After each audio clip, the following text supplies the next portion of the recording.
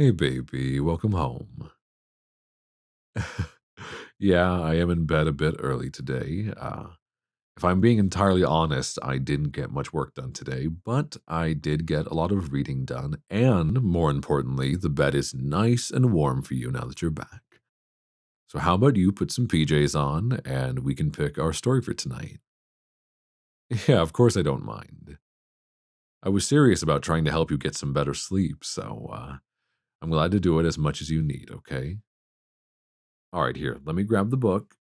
And then we can decide which one we want for this evening's story selection. Let's see. All right, we've got plenty to pick from. We've got, let's see, there's Thumbelina, which is always a good choice. The Snow Queen, because I know you're a big fan of Frozen, so that might be a fun choice too. The Brave Tin Soldier, not the Little Match Girl, because that one is really sad and depressing. So we'll pick any other one than that, okay? Which one? Yeah, Thumbelina sounds great. So, all right, here. Why don't you come get cozy now that you're changed? Ah, hi, baby. Hmm. Come here. Just kiss me for a sec before we get started. Mm, mm, hmm. I'm happy to see you. Yeah, of course I mean it. I miss you on the days where you have to work and I'm at home. Oh, I know, right? If either of us got like a rich inheritance all of the sudden, we would spend at least a month or two not doing anything else but just relaxing here together all day. Oh, of course, we'd do plenty of traveling and all that too, but I don't know, a couple months of just relaxing and enjoying each other and playing games and watching movies and reading our books. I think that sounds absolutely lovely, don't you? Yeah, I thought you'd like that idea.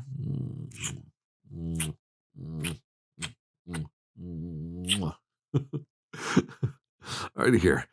Tuck in under my arm. Yeah, there you go. All right, now we can get started. Oh, I almost forgot. We have to pick a background for the evening. Otherwise, what's the point of me buying these nice sleep speakers for you? Yeah, sure. Here's the options. Oh, that's a nice idea. Like a nice, calming meadow, maybe? Sure, that sounds lovely. I think that'll fit the story perfectly. So, here, let me get that started. There we go.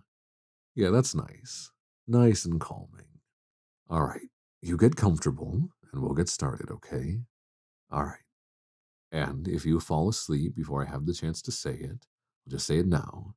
Good night and get some rest, okay? Okay. Thumbelina. There once was a woman who very much wanted a child. She went and asked an old witch where to find one. Why, that's easy, replied the witch. Take this seed, plant it, and see what you shall see. The woman thanked the witch and planted the seed in a flower pot. It sprouted and grew into a tall flower bud. When the flower burst open, sitting on the green cushion at its center was a tiny, pretty girl. She was no taller than your thumb, so the woman called her Thumbelina. The woman created a bed for her out of a polished walnut shell, violets, and a rose petal.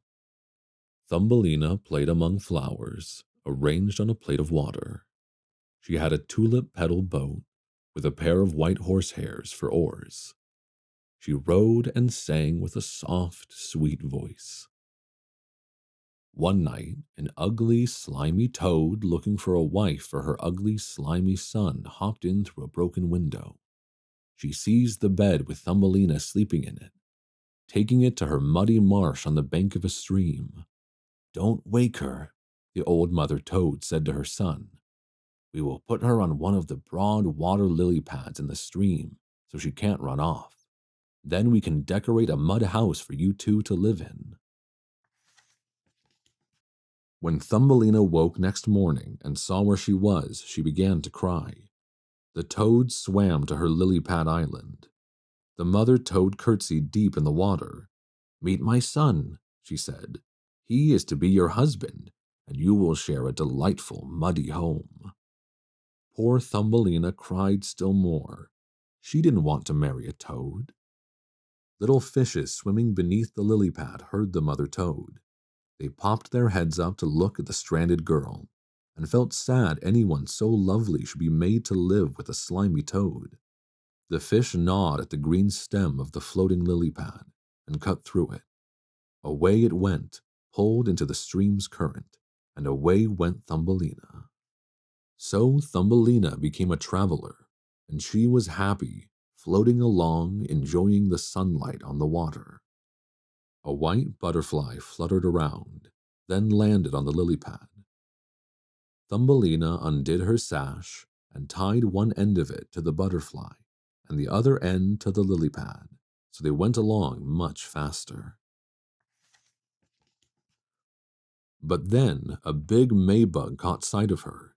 He fastened his claws around her waist and flew with her up into a tree. The lily pad and butterfly were carried away downstream. Thumbelina was frightened up in the tree with the Maybug, but she was even more sorry for the nice white butterfly and hoped he could free himself from the lily pad. The Maybug didn't care. He fed Thumbelina nectar from the flowers and told her she was quite pretty even though she didn't look like a Maybug. After a while, all the other Maybugs came to visit. They stared at Thumbelina. "Why, she only has 2 legs. What a miserable sight. She hasn't any feelers. She is narrow at the waist. How awful. She looks like a human child. How hideous." The Maybug who had flown away with Thumbelina knew she was pretty, but he nodded and agreed with the others, declaring he wouldn't have anything to do with her. They left her on a daisy. All summer long, Thumbelina lived alone. She wove a hammock out of grass and hung it under a big burdock leaf to keep off the rain. She ate nectar and drank dew. Summer and autumn went by. But when winter came, Thumbelina was terribly cold. The birds flew away. The big burdock leaf shriveled. Every time a snowflake struck her, it was like a whole shovelful landing on one of us because she was so small. Lost in a large field where the grain had been harvested months before, cold, hungry Thumbelina found the door of a field mouse's hole and begged for a bit of barley. "Oh, you poor dear, come in and share my dinner," said the field mouse, who was a kind-hearted creature with a cozy home and a storeroom full of grain. The field mouse liked Thumbelina so much she invited her to stay, saying, "You can do the tidying and tell me stories." Thumbelina was happy to be warm and well fed. "Soon my neighbor the mole will visit," said the field mouse one day. "He is very wealthy. His rooms are larger than mine, and he wears a black velvet coat. If you married him, you would always be warm and comfortable." Thumbelina did not like the sound of this. The mole dug a long tunnel from his home and invited the field mouse and Thumbelina to see it, though he warned them there would be a dead bird lying there. Sure enough, in the tunnel lay a swallow, his lovely wings folded. Thumbelina felt so sorry for him. She loved all the birds of summer, but the mole gave the body a kick with his short stump, saying, "He won't chirp any more. How wretched to be a bird who has nothing but his chirp chirp and must starve to death when winter comes along." "Yes, you are so right, sensible mole," the field mouse agreed. "What good is chirping in the winter time when you need food and warmth?"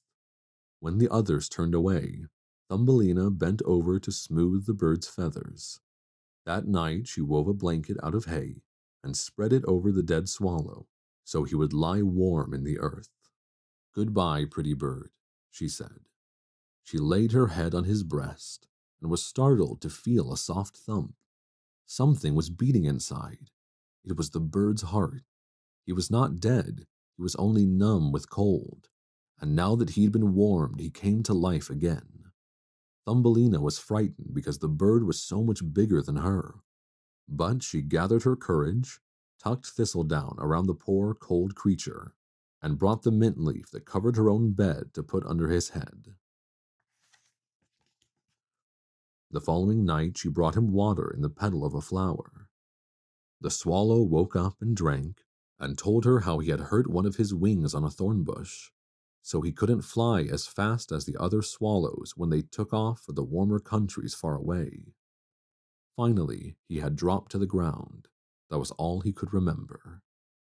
The swallow stayed in the tunnel through the winter, and Thumbelina looked after him. She didn't tell the field mouse or the mole, because they didn't like the poor swallow. As soon as the earth grew warmer, the swallow said it was time for him to go. Thumbelina helped him make a hole in the tunnel ceiling, and the splendid sun shone on them both. He asked Thumbelina to come, but she knew the field mouse would be offended, so she said no. "Farewell, my good and pretty girl," said the swallow, flying into the sunshine. Thumbelina became quite downcast. The grain in the field grew so tall it was like a dense forest to her. The field mouse said Thumbelina should spend the summer days sewing. "You must have fine bedding ready when you become the mole's wife," she said. She hired 4 spiders to spin and weave. The mole visited every evening and loved remarking that the summer was nearly over and then he would marry Thumbelina. But Thumbelina didn't want to marry the mole. Every morning and every evening, she would slip out the door to catch glimpses of the blue sky when the breeze blew the grain. When autumn arrived, the grain was harvested, leaving short, dry stubble. The field mouse declared the bedding was ready, so Thumbelina could marry the mole. Thumbelina wept and said she could not. "Fiddlesticks," said the field mouse. "Why, the queen herself doesn't have a black velvet coat as fine as his. His kitchen and cellar are wonderfully full. Be thankful." On the wedding day, the mole arrived to take Thumbelina to his house deep underground. "Farewell, bright sun," she called sadly. "If you see my dear swallow, please give him my love." Chirp, chirp. The swallow was there. She told him how she hated having to marry the mole and live below ground. "Come with me," said the swallow. "You saved my life. I will take you where it's always summer." Thumbelina jumped on the swallow's back, warm in his feathers, and off they flew. They soared over countries where oranges and lemons hung from the trees, until, under green trees, on the shore of a blue lake, they came to an ancient palace of dazzling white marble. At the top of the lofty pillars, many swallows had made their nests. "This is my home," said Thumbelina's swallow. "Choose one of the flowers to live in." Thumbelina said she would have a glorious white rose. The swallow flew down and put Thumbelina on a petal. She was very surprised to find a little man in the flower. He was shining and transparent like glass, and he was the same size as Thumbelina. He wore a gold crown and had shining wings. He was king of the flower people. The tiny king thought Thumbelina was the loveliest girl he had ever laid eyes on. He asked her name, then asked her to marry him and become queen of all the flowers. He was very, very different from the slimy toad's son, the maybug, and the mole. Thumbelina said yes. The king gave Thumbelina his crown.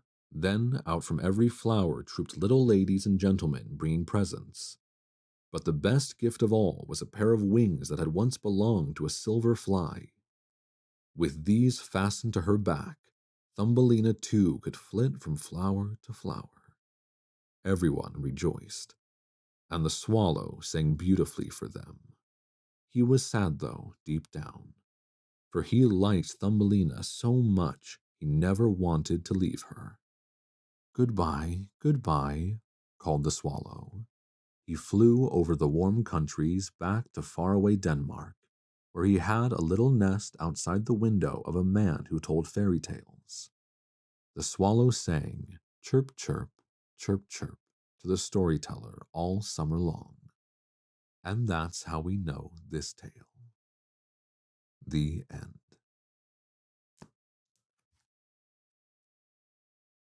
Good night, sweetheart.